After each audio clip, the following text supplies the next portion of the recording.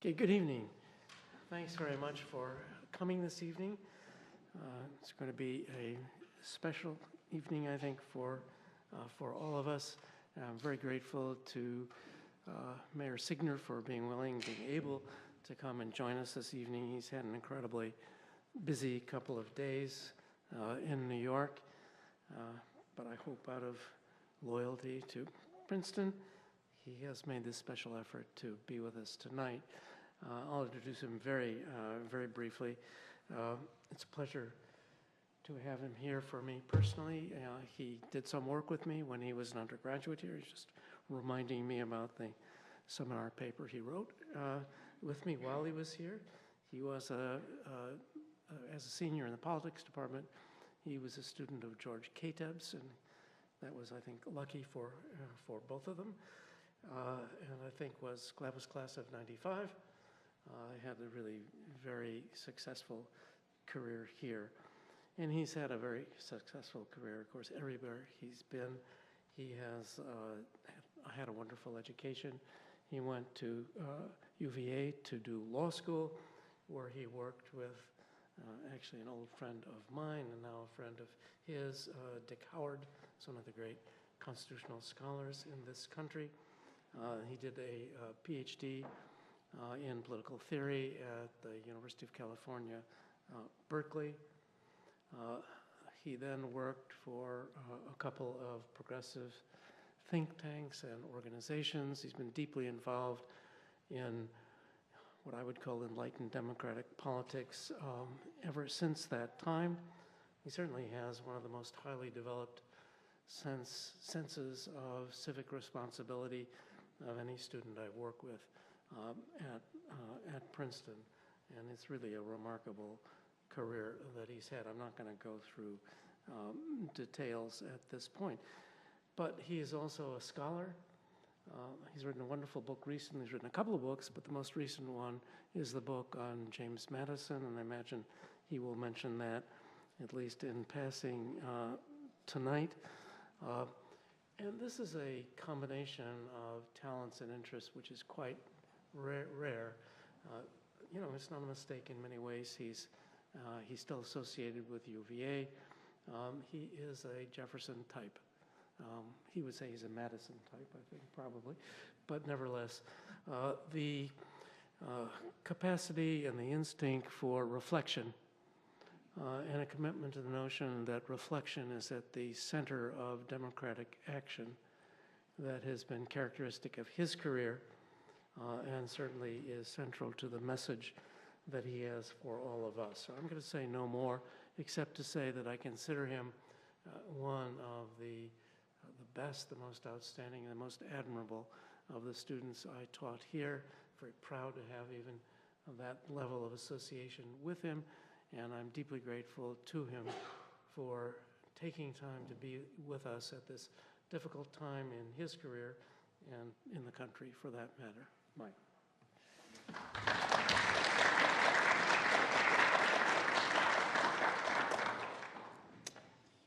All right, is the mic working?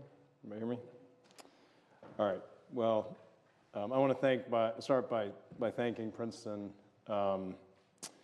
I won't even call it the Woodrow Wilson School, but Woody Woo, for their hospitality, and my professor from long ago, Stan Katz, for this generous invitation to be here. I don't make it back to Princeton as often as I'd like. Whenever I do, it really is powerful for me. I just had a student walking me around campus, and it was really, it is very powerful for those of us who come back. I would begin by confessing Princeton was not an easy time for me. A friend recommended to me recently George Kennan's Memoirs, which if anybody's looked at them, former Secretary of State, and they include his recollections of coming here as a public school kid from the Midwest and who felt like a fish out of water when he got here, and all the social codes and the private schools and what Princeton was then and what it was when I came here. When I read those passages, I felt a kindred spirit, because when I came here, I was also a public school kid from Arlington, Virginia. My dad had been out of work for several years. I was a work-study student through my whole time here. The wealth and the private school ways that then were so dominant, so many of my fellow students mystified me. So did the social competitiveness, the Bicker system. And when I heard about fellow students vacationing at St. Croix, I didn't know what or where that was. After my first year, I thought about taking a leave of absence, but I stuck it out largely because I fell into the cast of a play that was being produced at the Wilson College Black Box Theater. And I just, yesterday, when I talked to the Princeton Progressives last night, and I met somebody who, it was an event earlier on in the day, who was 2 years behind me, who saw that play that I was in back, that saved my college career. It's called The Shadow Box. It was the strangest thing. I was assigned to live in the zoo at Wilson College. Is this still around? Do 12 guys still live there and host the parties for the entire freshman class? So anyway, that's where I lived. That was also a challenging experience. But eventually over time, I did find a social home here. Part of it had to do with Theater On Team. I just got a wonderful tour back over there, and it was a memory lane. I was on the board and directed and acted a bunch of shows. Part of it was the politics department, which was a wonderful home. The undergraduate student government, the USG, is this still, and the U Council, which I was on. Terrace Club, Quad, where a lot of my friends belong, Spelman Dorms, the University Democrats, and the senior carols at Firestone. That's the second layer of the Princeton experience, which was always the most powerful for me, was the intellectual experience here. And this fierce spirit of inquiry, the total commitment to the original idea of the liberal arts, to independent scholarly work, although I just heard that there's only one JP now. Is that true? You don't have to do two JPs? They're like lightening the load as we... and to the notion of Princeton in the nation's service. And I was just hearing some about that slogan, how that's been the topic of some contestation, I understand, but it was Princeton in the nation's service when I was here. So I want to talk to you here today in this talk about one idea that took root for me in that period and under the tutelage of Professor Katz and also later. And I think of it almost as vapors from walking so many times underneath that inscription in McCosh Hall. Here we are taught by men in Gothic towers, democracy and faith and righteousness and love of unseen things that do not die. That quote was so powerful but portentous that we would sometimes laugh about it, but it truly stuck with me. And ultimately, I think it is true. You are taught here, and you do teach here, faith and righteousness and the love of unseen things that do not die, whether it's by Gothic towers themselves, I'm not so sure about. That brings me to Charlottesville, which, as the historic home of Thomas Jefferson and James Madison, is where some of those ideas for our democratic experiment did begin and are continuing to be contested.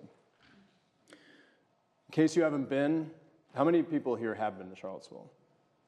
And this happens every crowd I've been to. And it's in part because we're the #2 wedding destination. So like everybody's been there. Charlottesville today is truly one of the world's great cities. We are a tolerant, loving, and welcoming community. And forgive me if this sounds like a Chamber of Commerce speech, but we are AAA bond rated. We have Virginia's lowest unemployment rate of any of Virginia's cities. We have a thriving biotech and alternative energy space. We have 700 nonprofits, which, if you talk about civil society, we have a thriving civil society. There are hundreds, thousands of people who make their living by being social entrepreneurs or by working for a small nonprofit.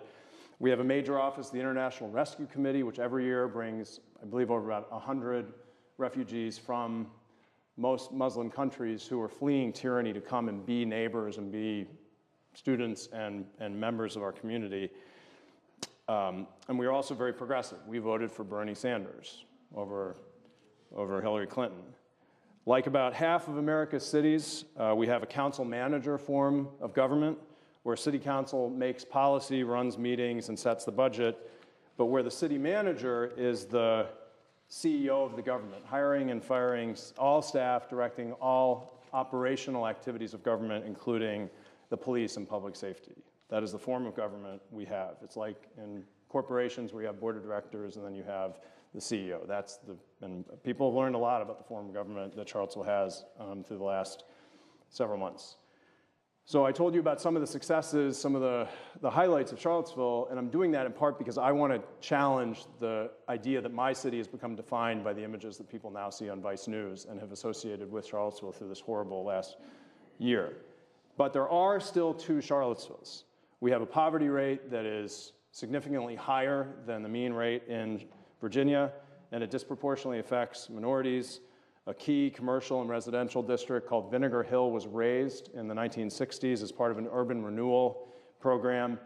It was left vacant for many years afterward. It's now a shopping center and a parking lot, and that is a wound that still bleeds. Those people were relocated to public housing, and that public housing, while it had indoor plumbing, which some of the housing did not where they were living, it is like prison housing. It's exposed cinder blocks and exposed plumbing, and this is part of our history. The state shut down our schools rather than allow integration after Brown versus Board. The list goes on, and the consequences are plain as the poverty and legacy of that systemic racism, structural racism and discrimination that we see around us every day. We have taken actions to address inequity. We have an Office of Human Rights. We have a program to help ex-offenders re-enter society and the workplace. We have an affordable housing goal of 15%, which a lot of cities in Virginia, we're the only one that we know of with a goal, actually, of achieving a percentage of affordable housing. We have progressive taxation policies for the disabled and the elderly. We partner with many progressive nonprofits to provide a wealth of social services, but there is a vast amount more to do. During my term as mayor, just a little bit more context setting, I came in with 4 basic priorities: innovation, infrastructure, governance, and reconciliation and equity. On innovation, we expanded our technology tax credit from 5 to 7 years, putting us in the top ranks of Virginia cities working on creating a creative economy. We created an open data policy so all these millennials can hack our data and figure out what we're doing well and not well. This is beyond me, but it was very important. A lot of people are really excited about it. On governance, we implemented a regionalism initiative with the county that surrounds us. We have independent counties and cities in Virginia. On infrastructure, if you come back to Charlottesville, in the years to come, the West Main corridor that connects the corner and the downtown mall is going to be redeveloped with safe bike lanes and undergrounded utilities and quadruple tree canopy. It's a $35 million project that had been stuck for decades. And we're redeveloping this blighted hotel on the downtown mall, which I campaigned on, called the Landmark Hotel, which was very complicated and took a year to put together a plan. And on equity, dealing with the city that in our history that we have doubled our spending on affordable housing. We have cut taxes for 400 small businesses that gross between $50,000 and $100,000. We created a new staff position modeled on President Obama's Black Male Achievement Initiative. And we passed measures limiting gentrification in 2 historic neighborhoods. The work that most directly connects to August the 12th, though, is work that we started over the last 2 years on race and reconciliation. 2 of my colleagues in the spring of 2016 began a push to move the statue that we have to Robert E. Lee, which was erected during the Jim Crow era, from the center of town and get it out of Charlottesville.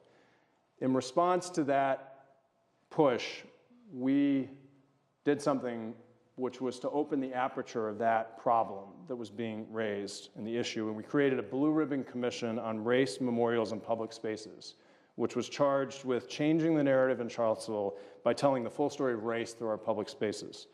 We gave them about a dozen charges, not only to advise us on the Lee statue and another one to Stonewall Jackson, which all put in at the same time.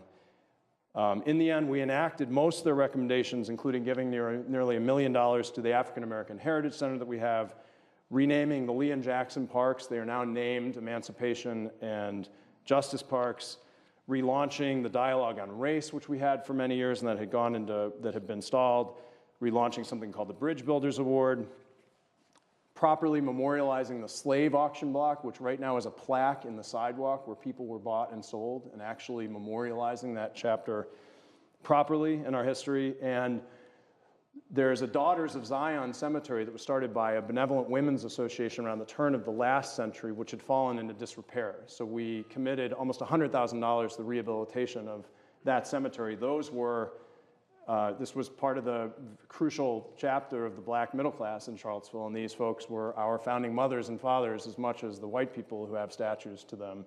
And so that work was really important in changing the narrative and telling the full story of race through our public spaces. What happened with the statues was there's a Virginia law that prevents the removal or disturbance of war memorials that all along was passed in 1997. We were enjoined very quickly by a circuit judge from moving this Lee statue after City Council voted on it. But we did move ahead and do these other items related to these Confederate parks. And my thesis that I want to suggest to you, this is part of contesting this image from Vice News, is that this is what it looks like when a progressive southern city deals at long last with the history that they have of race. The irony is that much of this critical work, particularly on race, is what made us a target for many forces who don't want us to change the narrative and who don't want us to tell the full story of race through our public spaces. After August 12th, I've been told many times that Charlottesville is now a hashtag, and we know the name means something. It means different things to different people. Some will see only the images of the vile racist horror that we referred to, but others will see the grace and the kindness that emerged around the city and the defiance of extremism and intolerance in our midst and around the nation as the ultimate meaning of Charlottesville. And I'm here to ask you to cast your lot with that latter path and to take part. Because what Charlottesville comes to mean will turn on what individuals, whether pastors, business people, nonprofit leaders, students, teachers, parents, senior citizens, and yes, politicians, decide to do. My book, Demagogue, focused on a paradox that has dogged democracy since ancient Athens. The fact that a free people sometimes will turn their freedom over to a demagogue, to a leader who shamelessly plays on their prejudices, who in turn becomes a tyrant. I'm getting around to constitutionalism, which is Professor Katz's great, one of your contributions to our knowledge of ourselves. And the first time that I started thinking about constitutionalism, which worked its way into my book, was from Stan. A demagogue, I write in this book, meets 4 tests. First, they posture as a mirror for the masses, usually by attacking elites. Second, they trigger great waves of emotion. Third, they use that emotion for political benefit. And fourth, they threaten or break established rules of governance. If you put those 4 things together, you get a state within a state that follows the demagogue alone. The ancients saw demagogue as the trigger in what they called the cycle of regimes. In the Republic, Plato described democracy's insatiable desire for what it defines as the good is also what destroys it. This happens through the demagogue. He said the ruler who behaves like a subject. In Rome, Polybius recounted this cycle where rule disintegrates into its base forms. The idea that demagogues will convert democracy into tyranny is grounded in a kind of pessimism about the human condition itself. That pessimism, that doomed cycle, appeared most vividly in the last century in Weimar Germany, where a very hopeful constitutional democracy was taken over from within by Adolf Hitler. But we've seen many other examples, including in Venezuela, where Hugo Chavez rose from within a fairly healthy democracy and converted it and deconsolidated it, is the word that a couple of Princeton professors have written about, into a more autocratic system through demagogic means.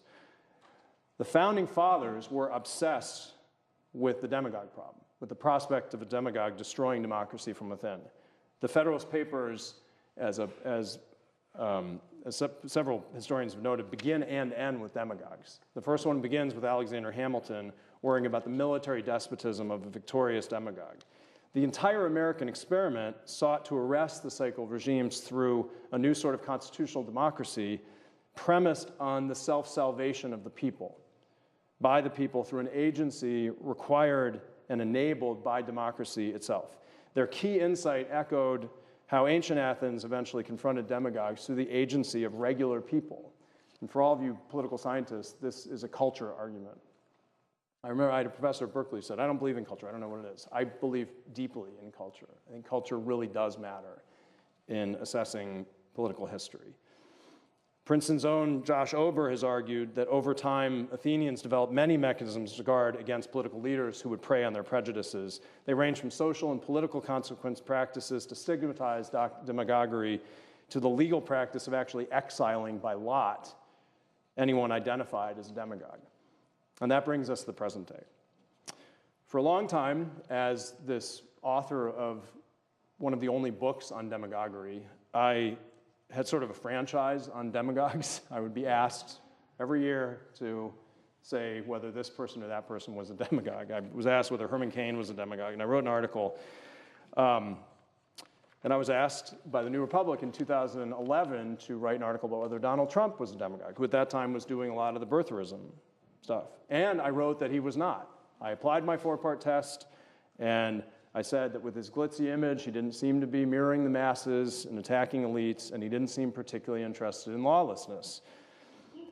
All that changed in the late summer of 2015 when the Trump campaign began talking about the silent majority, when violence was courted at his rallies, and when they struck a devil's bargain with the alt-right, bringing extremist groups that had previously operated at the fringes and in the shadows of American political life, whether white nationalist, overt racist, or anti-Semitic organizations or individuals, into the mainstream of American politics. And I believe you can draw a straight line from that alliance of a mainstream political campaign with these forces to what happened in Charlottesville on August 12th. Among the extremists who invaded our city from 31 states, there were some who wore Make America Great caps. The president's comments afterward equivocating between the far left and far right groups only made things worse. And there's an old saying, when you dance with the devil, you don't change the devil changes you. And that is what I believe has happened to a significant part of our political establishment during this terrible chapter in our history. And the question is not only what will happen as a result of this, it's what we will do as a result of it. I argue in Demagogue that America's constitutionalism has 2 thrusts, one outward and one inward. There's many different definitions of constitutionalism as Professor Katz has written and studied. My argument was in this variation, on the one hand, our constitutionalism makes us suspicious of anyone who gathers too much power unto themselves. And on the other hand, it leads us to want to assume the proactive burdens of citizenship, to do things as a result of our constitutionalism. I've already noted that the question of whether demagogues are unstoppable or whether they can be conquered forces us to reckon with our own optimism or pessimism about humans' variability to govern themselves and our ability to basically handle freedom. And they also require us to reckon with agency, with whether we believe in the capacity of individuals to abjure the demagogue's flattery. In Hitler's Willing Executioners, Daniel Goldhagen blamed individual Germans en masse for their choices in enabling Hitler's rise. He placed moral weight and therefore blame on German society, on people acting within that society. Hitler, in other words, on that argument was not inevitable. It wasn't a force or a wave sweeping through German society. It was choices by millions of people. Hannah Arendt painted a more mixed picture of Nazism and the origins of totalitarianism, where she focused on the alienation and loneliness that were infecting ordinary Germans, sort of like a virus, which disempowered them and rendered them more vulnerable to Hitler and the Nazis. I believe we should believe in agency, not only because people can and do choose to support demagogues. I also believe that a robust idea of agency reinforces constitutionalism itself. So if we hold that Donald Trump and this demagoguery was an inevitability of history, that we were all just being swept along, then that means we don't have the power to choose otherwise. Waves of history then move through country like nationalism. That cannot be the case. That must not be the case. We cannot yield to the premise that individual human beings, in their ability to choose to grapple and to reckon, to aspire to wisdom, are less powerful than abstract history operating through them. The answer that I believe unites that idea of agency and the upward optimistic model of history is constitutionalism. So de Tocqueville wrote, I'm convinced that the happiest situation and the best laws cannot maintain a constitution despite mores. Mores were our habits, our attitudes, our values, our culture about the democratic system ourselves, and our responsibilities within it. Jefferson, like, we have a law in Virginia that if you do a speech without quoting Jefferson, that you go to jail. And I'm outside of my jurisdiction, but I'm still going to follow that law. So Jefferson said, where is our republicanism to be found? Not in the Constitution, but merely in the spirit of the people. That's a culture argument and an observation at the beginning. For the framers, constitutionalism was the muscle that would give life to the skeleton of the document's famous checks and balances. In Federalist 57, when considering whether the House of Representatives would only be self-dealing, could even make choices like appointing judges, Madison said they would not be, and he referred to, quote, the genius of the whole system, the nature of just and constitutional laws, and above all, the vigilant and manly spirit, gendered language back then, obviously, which actuates the people of America, a spirit which nourishes freedom and in return is nourished by it. In other words, we don't have the luxury of viewing this as an academic debate or as a historic phenomenon or something that will happen without us. Just the opposite is the case. The safeguards in our system are a matter of day-to-day life, of what we are doing here this instant, of what you choose to do tomorrow, whether it's to buttonhole a friend or to write a letter to the editor or cut a check to a nonprofit or buy a newspaper or take a lobbying trip to DC or share an academic paper with a provocative argument or even just fill your head with new ideas about improving our country, ideas that then breathe life into your own action and by turn into the democracy. This is on us every day, and that is both a burden weighing us down with an obligation, but it's also a balloon that we can hang on to that goes into the horizon. There's an early story about constitutionalism that involves my favorite Princetonian, Madison, this concludes my book, Becoming Madison. In the ratifying convention in 1788 in Richmond, Madison and Patrick Henry had this battle royale for 3 weeks about whether the Constitution would be ratified. Madison was the leader of the Federalists. Henry was the leader of the Anti-Federalists. Madison sought in this, to borrow a later phrase, to become the change that he wanted to see in the world. Keep in mind that he was 5'4", 100 pounds, had a chronic anxiety disorder, was incredibly insecure and introverted. He'd also been an aide to Patrick Henry during the country's revolutionary period. Henry, on the other hand, was the country's greatest orator, both the father and the grandfather of Virginia. He was, in short, very intimidating. He was also the master of the lowest common denominator, the appeal to the prejudice, the blustering attack.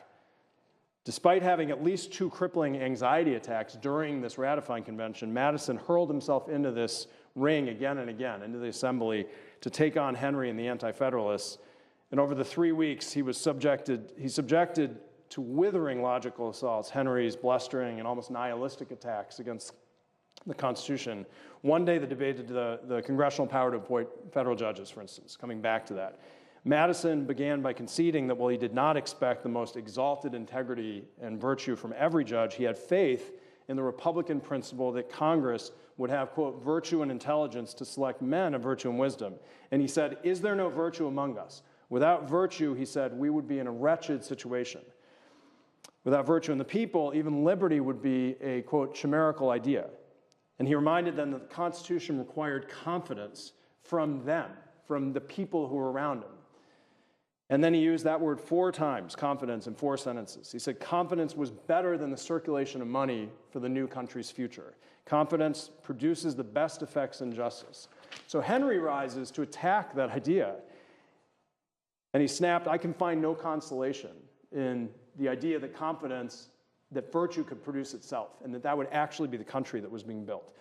So at the end of the Constitution, you had this battle, and then a man named Zachariah Johnson stands up. And he's a soldier who was otherwise quiet during the convention and is never heard from again in our Constitution, and I've looked. He criticized the Anti-Federalists and Patrick Henry for, quote, the strained construction which has been put on every word and syllable and for endeavoring to prove oppressions which can never possibly happen. And then he announced that he was going to support the Constitution. He was your undecided voter at this time. And in the end, it was thousands of Zachariah Johnsons who stood with Madison, who were persuaded by reason itself to cast their lot with a radical new plan for the country rather than prejudices and political attacks and the fear of the unknown.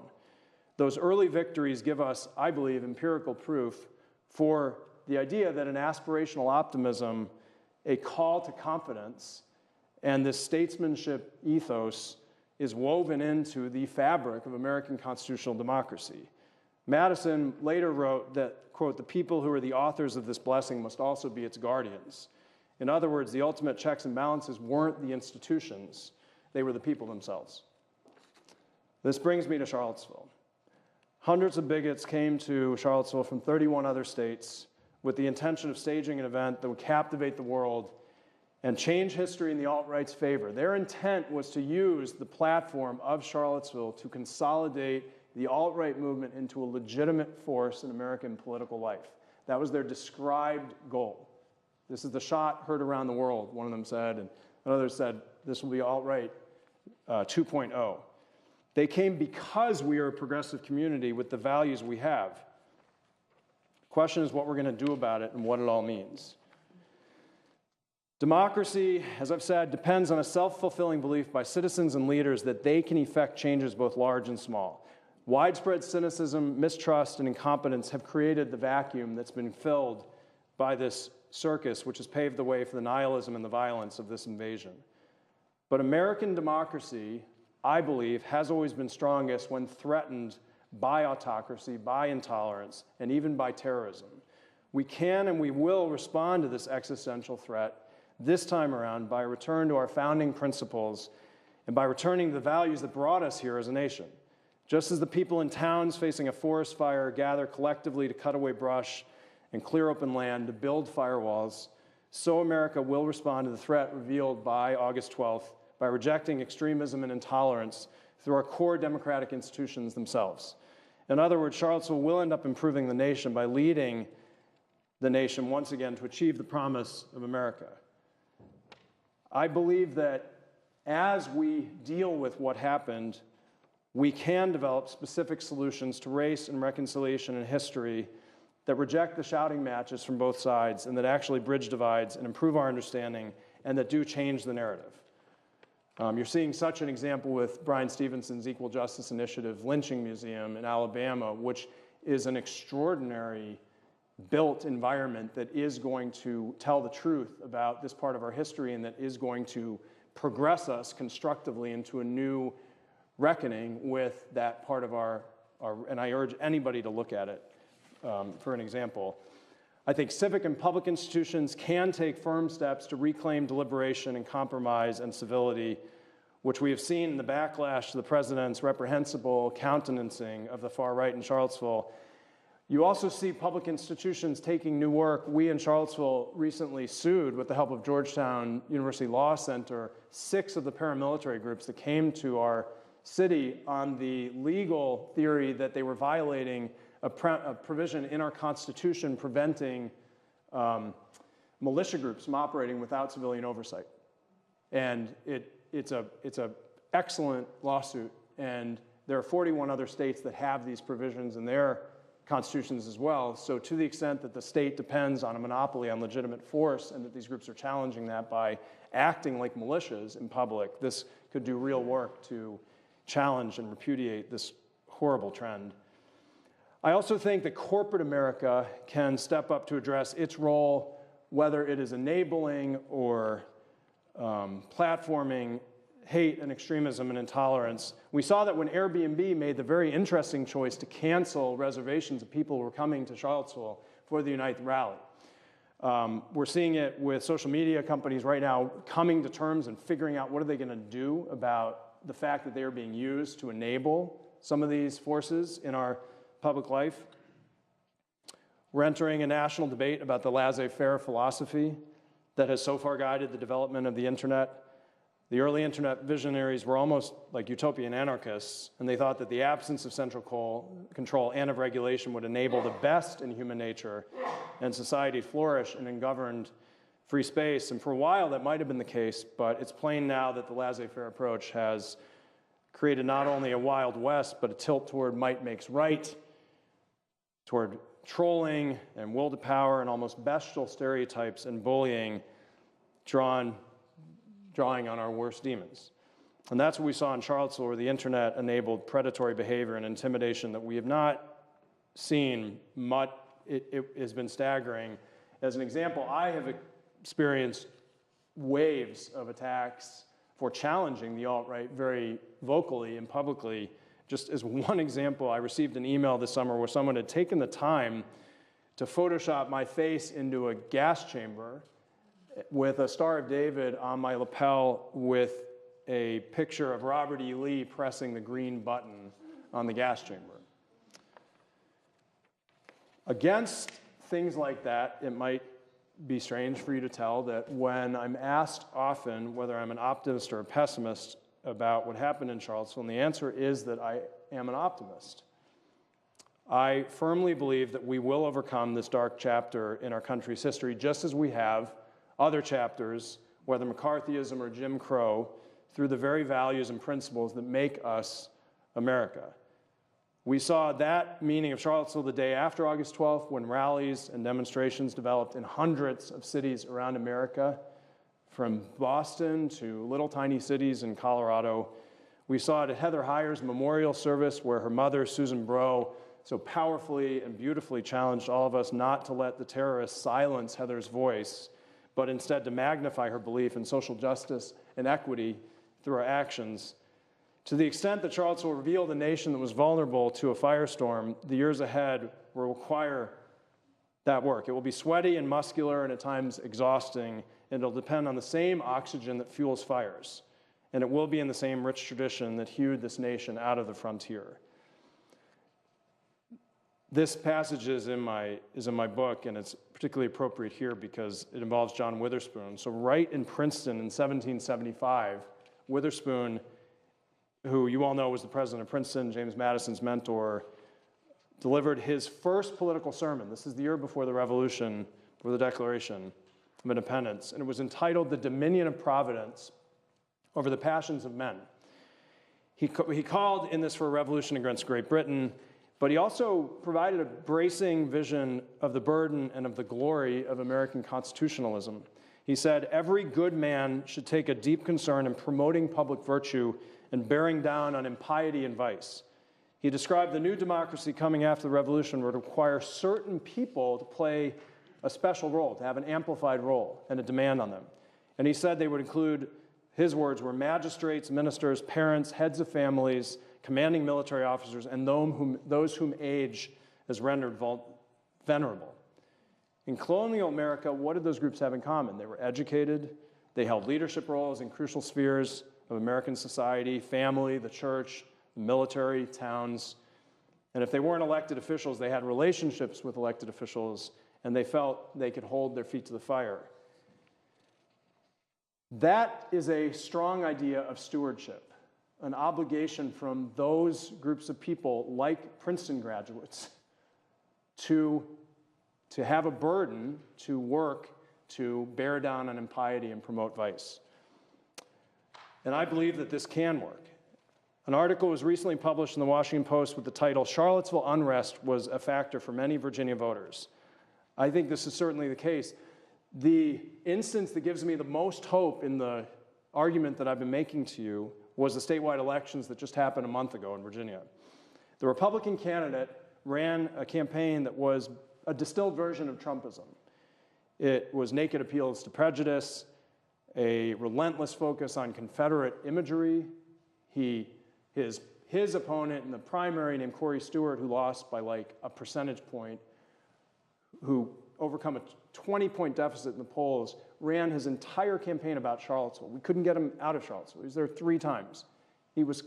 Everything was about Confederate flags, and he almost won the Republican nomination. But then Ed Gillespie ran his campaign and fear-mongering about immigrants, and an unprecedented number of voters showed up at the polls and elected not only a statewide ticket that loudly repudiated these ideas, it swept dozens of anti-Trump candidates into office down ballot. They included Donica Rome, who's a transgender candidate, who, in a particularly poetic irony, defeated Bob Marshall, who was the author of our anti-transgender bill. And the Democratic candidate, who ran basically on the ideas I've been talking to you about here today, won by 9 points in a year after we have witnessed all this year. Consider what's happened in other times and places this year in this country. The Women's March, the resistance movement, the indivisible movement, the many successful lawsuits against the administration, the surge in hard-hitting investigative journalism. The Washington Post has an office that focuses on Russia in Washington, D.C. These require investments and capital and direction and strategy. And this extraordinary recent election in Virginia. I believe this all happened as the result of electing a demagogue president in the United States of America. And it all happened because our democracy is, through it all, alive and kicking. We are being stress tested. And while it's painful and even in some cases violent, we are presenting under attack the resilience and the dynamism that Jefferson and Madison and de Tocqueville envisioned. The alternative of a passive and a cynical populace just giving up would be much, much worse. And thank God, thank ourselves that this is not happening. Stan Katz has written, for someone who believes that constitutionalism and civil society are both highly contested processes, it seems likely that constitutional democracy must be the result of a long, conflicted cultural process. We are in such a long, conflicted cultural process today. While we may not realize it now, I believe that the year 2017 and what happened in reaction to Charlottesville may rank as one of the country's greatest constitutional moments, perhaps even on par with the period of democratic self-reflection that we experienced in the 1930s as democracies in Europe fell one by one to tyranny, and as Sinclair Lewis wrote, the best-selling, runaway bestseller, It Can't Happen Here. The one, and I'll go off script here a little bit, I've been doing a lot of talks recently and been trying to gel some of these ideas into one idea, and this is what came to me yesterday. But I think it works better than anything else, which is what we need to do is rebuild a deliberative center in American life. I think that what constitutionalism, which has meant many different things, even in America, not just in other countries, means for us now is there has been a collapse of a deliberative center in our political and constitutional and cultural life as everyone, with what social media has done, with what Trumpism has done, races to the extremes of emotion and of sentiment and of rhetoric and of policy. And there is a silent majority out there that wants deliberation to be back in the center of political life. What deliberation means, the root of that word is to deliberate yourself. It means you don't just let it all hang out. You don't just, the problem of the human condition, going back to Plato, has been the passions and reason, order and disorder. It sounds very aloof, but it's basically if you have a kid or if you're somebody who loses your temper, these are the problems that we all have in our lives, and that's the problem that democracy has. And deliberation was supposed to be the answer to that problem, and it is supposed to be at the center of constitutionalism. And my fear and my experience has been that it basically has collapsed, and we need to rebuild all of the aspects of deliberation. That is listening and compromise and not knowing maybe where you're going to end up until you've engaged with the other parties with whom you're deliberating. And it means that facts matter and that there's a process that produces a result, and we're all invested in deliberation. And it has to be at the center of our political life. It has to be. We cannot continue like we are now, shouting and screaming at one another and at ourselves. So I hope and believe that the ultimate story of Charlottesville will be of resilience and a vision of light and the ultimate repudiation of this darkness. And in the end, to paraphrase many others, there's nothing that's wrong with us that what's right with us can't fix. But nothing will happen because of ideas or arcs of history or these pendulum swinging or anything else that doesn't require you and me to do something different the day after our democracy has been threatened than we were doing the day before it was threatened. It comes down to us and the people in this room and to everybody that we talk to. And in the end, it will be people driven by love, inspired by things that do not die, and who take millions of actions, some of them quotidian, some of them extraordinary, but all of them essential to enact the values of our democracy and to give us faith in the eternal optimism that is the creed of democracy, and that is our foundation. Thank you.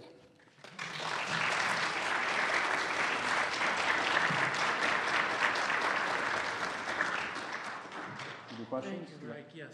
Okay. Mike is willing to take questions for a few minutes, and so I'm just going to turn it over to you. Is there a student who has a question by any chance? You were first, brother. You student? Yes. Students first. All right, well then. So, hi, I'm a graduate student at the Princeton Public Affairs School here. Appreciate you weighing in on the name discussion there. So, I found myself, during the time of the events in Charlottesville, I found myself in Kazakhstan. I've been in Central Asia throughout the summer. I was working indirectly with state, and basically I was sort of insulated from this bubbling, this alt-right thing that was happening within the United States. So for me, and for many of my international colleagues who were sort of vaguely watching this, it came as a huge shock when this sort of appeared, when suddenly you went from the rumors of these things to people in the streets on two sides doing what they did. I stand on one side of that debate, but I would love to hear you say more about when you said something along the lines of, was this a turning point? I mean, sure, we can imagine it was a turning point for the better, but was it also a turning point in the visibility of these alternative, less fact-based, challenging ideology parties? I certainly saw it that way. I'm curious how you saw it. I think that is still being figured out. I know that the violence and the self-destruction of this movement, when they came together and ignited each other, led to schisms within this alliance that they were trying to create. I know that. On the other hand, the founder of this Unite the Right rally just filed for another event next year on the anniversary, and it's like he moved out of Virginia, or he's getting a job in Ohio.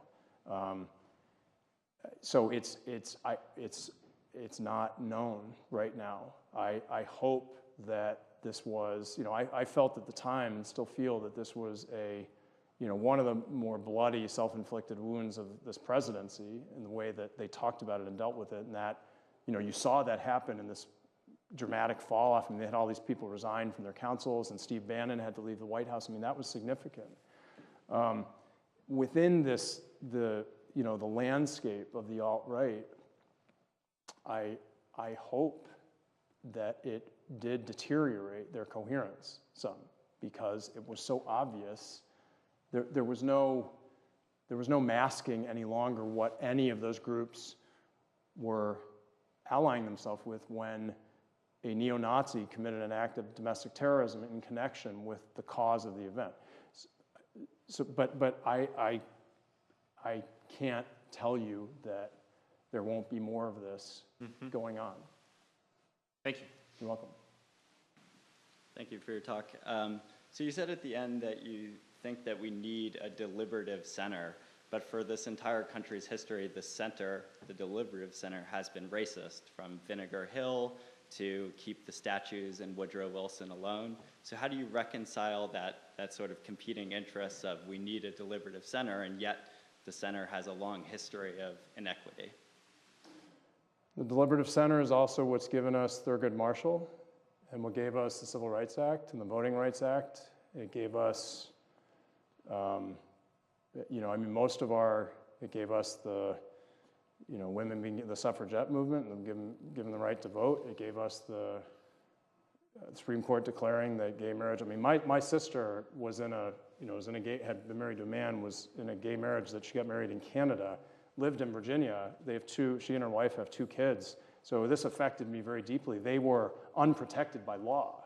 When they were having trouble having a kid, they were looking into adoption, and adoption agencies in my state were then allowed to discriminate. They were not allowed to be married, and they were discriminated against. This was like within my family. So the Supreme Court made that decision from within law, and it changed every aspect of my family's life. So I think that there is a very strong role in our traditions for civil disobedience. Civil disobedience has the word civil in it.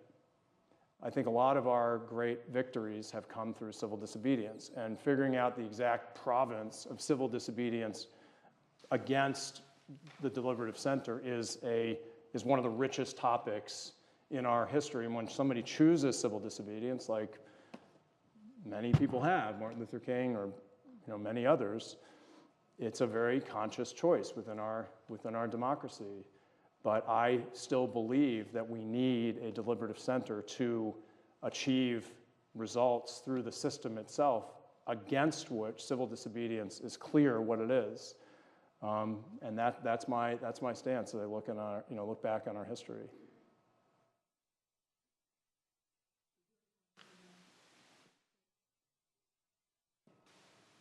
Hi, I'm New Jersey born and bred, so I have a New Jerseyans view of the origins of the Civil War. I just looked at the Virginia Secession Statute, which says the federal government perverted the powers given to it by the Constitution, compared to the Declaration of Independence, which lists 27 grievances against the Crown. How is secession taught in Virginia schools, and if there's a less of a lost cause emphasis given on secession in the Civil War, do you think that might help future generations? That's a really good question, and I don't know the answer. I don't know how it's taught. My kids are too young, and I'll be very interested in this. We have separate school boards in Virginia, for the most part. Ours is separately elected, so the city council doesn't. I do know that the lost cause narrative, that there's been one of the good things that has come about from this is that a lot more people know what that is and how that led to, for instance, Confederate statues being put in downtown areas in cities like Charlottesville in the 1920s. What that was the Daughters of the Confederacy, among other groups, launched an activist push about 50, 60 years after the Civil War ended to basically refurbish and change the narrative of the South.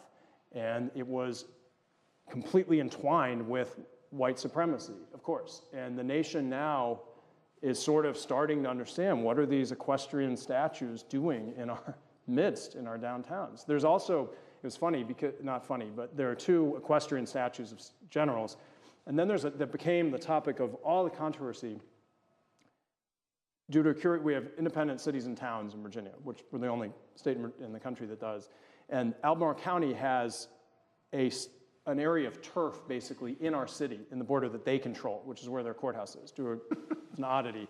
And on the property of the courthouse, there is, I think, what's the most offensive statue of all this, which is a statue. It's a Confederate soldier statue of a young man, which has the rebel flag on it, and it's described as a gift by the Daughters of the Confederacy. These were installed all around the country as part of a campaign, and that's on Albemarle County property, but it's not as big and dominant, so it's sort of easy to ignore it because the horse statues are big and dominant. But anyway, everybody is learning now what all that was about, and they need to. So when we do what we've voted to do, which is to overhaul these parks fundamentally, we've allocated $1 million to this. There's going to be new context and irrespective of whether we're allowed by the courts ultimately or the legislature to move the statues, there's going to be a fundamental overhaul of the parks that will tell at long last where they came from, what this meant, what was happening at the time.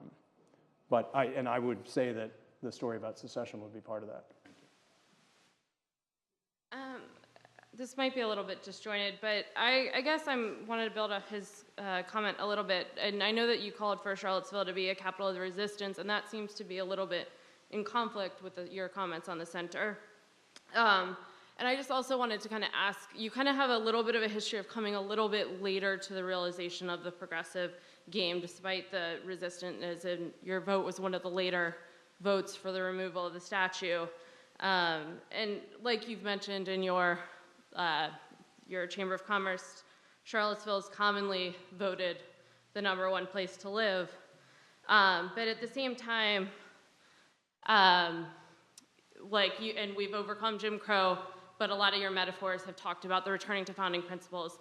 But I kind of wanted to step to a different part of history and the reparations, which we skipped over. And I just, despite you have some comments about policy, but what kind of would it take for you to lead a charge for reparations for Charlottesville, for the Vinegar Hill community, for you mentioned the revitalization of West Main Street, but yet that was a traditional African-American community, and most of those apartment complexes are selling their affordable housing share to other communities. So I'm just kind of wondering a little bit on the equality versus the equity versus the reparations scale of where do we fall in this post-Charlottesville movement and what does the center to the resistance mean, I guess? It's a lot of different questions. Okay, sorry. That's okay. Okay, well, let me try to tackle a couple of those.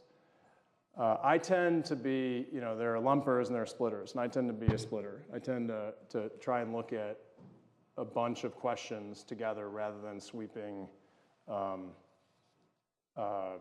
categories. So, for instance, on West Main Street, which is a huge project, before we passed the West Main Street plan, we lowered building heights on West Main Street on the historic part that you're talking about, which is to the downtown mall side of the Jory Brown Bridge. That cut tens of millions of dollars out of the developmental, what could be developed there, and it was specifically because of the historic neighborhoods that were around there. And that was an anti-gentrification, it was a neighborhood protection measure that is embedded in the West Main streetscape plan. That's one of the most important decisions we've made in respect to the issues you're talking about. It gets lost in rhetorical attacks that simplify everything that's happened. It was really significant and it took a lot of work. The West Main plan is heavily involved. There were charrettes that thousands of people have attended, including many neighbors and many, these are African-American neighbors. I lived in Fifeville for several years. So we have Fifeville, 10th and Page, Star Hill neighborhoods. The West Main Street plan only passed because it did so much community engagement in those communities and is very porous to those communities in a way that supports them. That is very different than it could have ended up, which would be a steel and glass wall going through like what happened on the other side of the bridge. So I tend to view this with nuance and factuality based on what we've actually done rather than sweeping generalizations. Reparations, I teach a class called Race and Policy at UVA and teach Ta-Nehisi Coates and teach a lot of some of the other articles about reparations. We have Senator Louise Lucas, who's one of the deans of the African American legislature in Virginia. I had her talk to my class recently about the Virginia legislature in response to the victims of the school shutdowns created a program to repair the damage that was done that she authored. It was a scholarship called the Brown v. Board Scholarship Program. And the people who were not able to go to school when they were kids in Prince Edward County, Charlottesville, and a couple of the other counties were given the chance to receive benefits that were tailored to the injury that they had suffered. So it was a scholarship program that Louise and a bunch of other folks designed, and it was really, they did it. They created an educational benefit that you could apply for and you could go to school, and I think they've had, I think a couple hundred people have done it, and I've met some of them. What Coates and many others write is that the very word itself is not the answer. The answer is what are you doing to repair and to deal with damage? That's the issue. So the city of Charlottesville, as a result of the dialogue on race, launched something called the Growing Opportunity Program, where the city has an office and a staff member. We create apprenticeships that lead to jobs for many of them are lower income, low wealth African Americans in our communities. We have something called the Go Driver Program, where several dozen people have been given jobs after being taught in our transportation system. These are good jobs with benefits, and they're part of Charlottesville's low wealth community. And it came out of the dialogue on race and deciding one way to create more economic opportunity is by addressing these injuries in the past. We did the same thing with the Go CNA program, which creates certified nurse assistant jobs at UVA that we know are there. Folks go through this training program. I help with these graduation ceremonies. So we're working at it. With Vinegar Hill, that's part of what we're doing with Vinegar Hill. That's why we created this black male achievement position. It is the beginning of a road for a community that is, the single thing that I raised in my first State of the City speech this year that I'd done. I'm mayor for a year. I could have done this laundry list of policy. That would be your Bill Clinton thing, right? Like do 24 different policy items. And I had one, which was let's double our spending on affordable housing. And my colleagues we did it.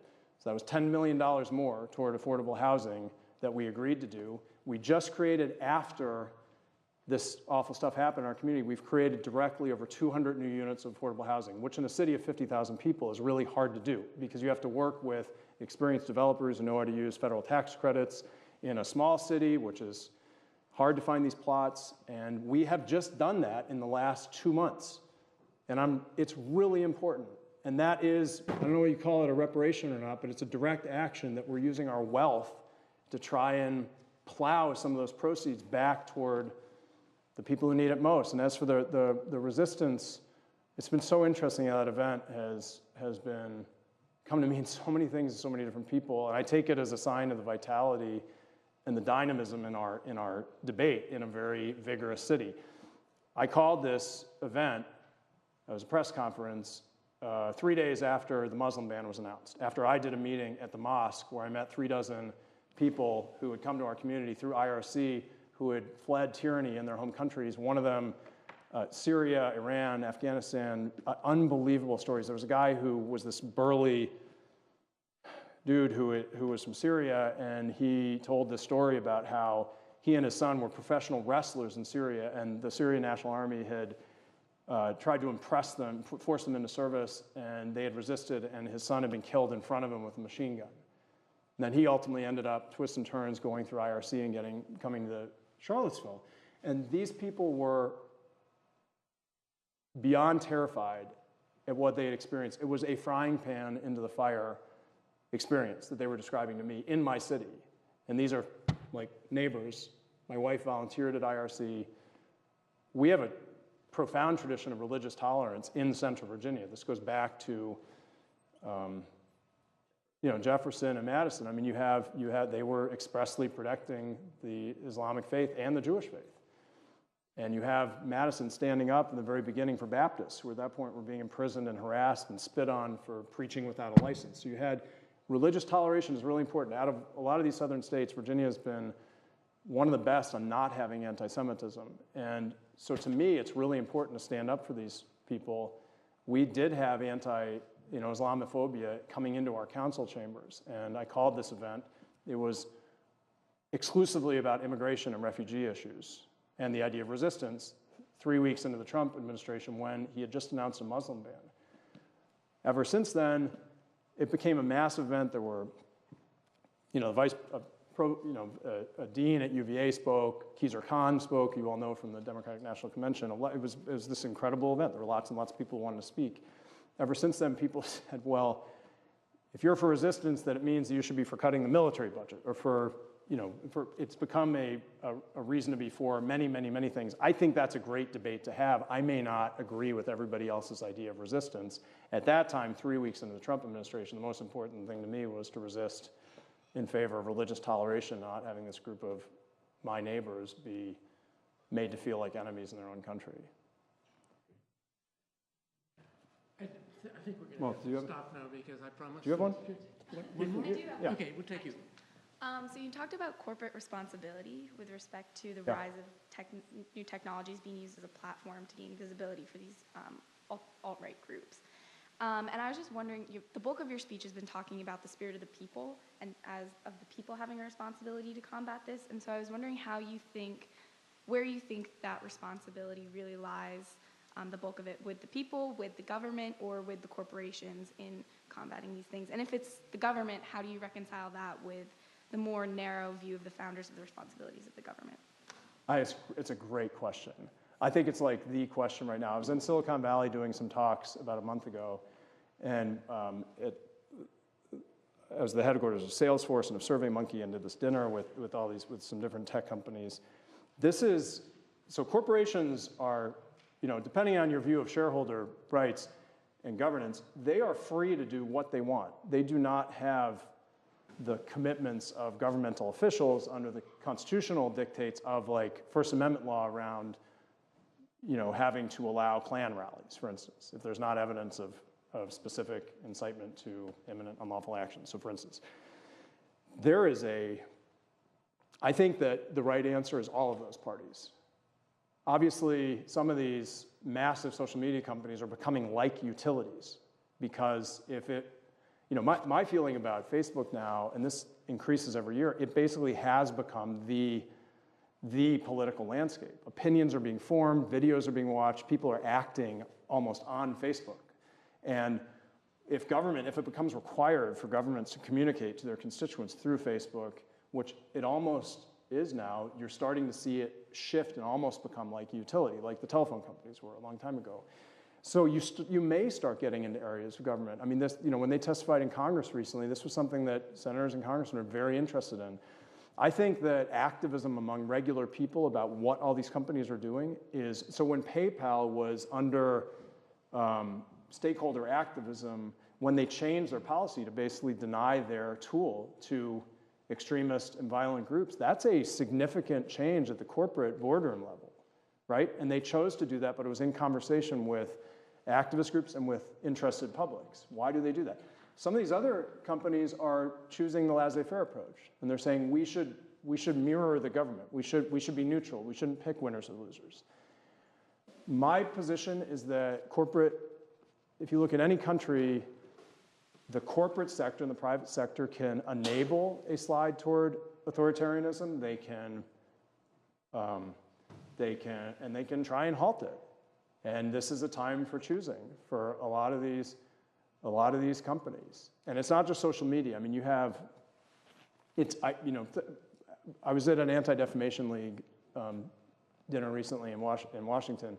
American Airlines is a big sponsor of the Anti-Defamation League. They're choosing to invest dollars in a really important organization. The Anti-Defamation League, when I started being subjected to all these attacks, one of the first calls I got was from them, and they had 3 people on the call. They had a file of 800 attacks on me. They connected me with the FBI. That was an important resource. They're doing training about anti-bias training in schools. This is all programming. It requires resources, so corporate America can help in undermining extremism and intolerance around in lots of different ways. So I think it's a time for choosing. I think that you're starting to see a lot of actors, but that the laissez-faire, pure free market idea won't serve them. It'll hurt the country, and I think and hope that you see a lot more activism and a lot more demands for a new idea of corporate social responsibility. Thank you, Mike. Okay, thank you very much. Let's thank Michael.